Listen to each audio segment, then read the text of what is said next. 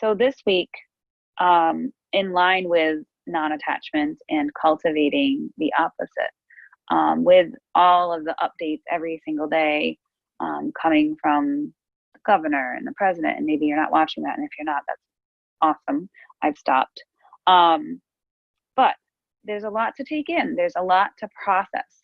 A lot is coming up for people as we navigate this unsure, constantly changing experience.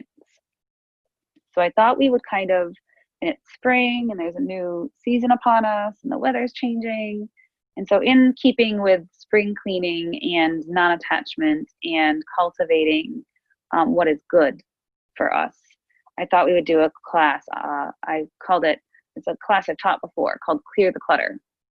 What are you hanging on to? What is taking up space that doesn't need to be taking up space right now for you?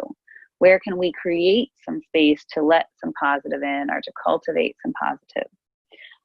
Because unprocessed emotions, if we're feeling things in striving to be okay regardless of what we feel, and we're kind of not processing what we have taken in, so those unprocessed emotions and experiences, they can take residence in our body. They can hang out, and it isn't always really obvious. It can be really subtle, and it's applicable to this current circumstance and old circumstances. So if there's, beyond the here and the now, if we have a bunch of stuff in the past that we haven't fully processed, whether that's the immediate past or the distant past, that stuff can hang out in our bodies and create tension, tightness, pain, inflammation. That stuff can really wreak havoc on our body. Unprocessed emotions and experiences are toxic. Mental and emotional stress and exhaustion. This is how it kind of manifests for us. We can use our asana practice, of course, to help clear away physical tension and physical tightness and help ease physical pain and to quiet the mind. As we work through asana practice and we invite our mind to the breath and to the different places in our body, most of the time it quiets the mind. It makes the mind more focused and settled.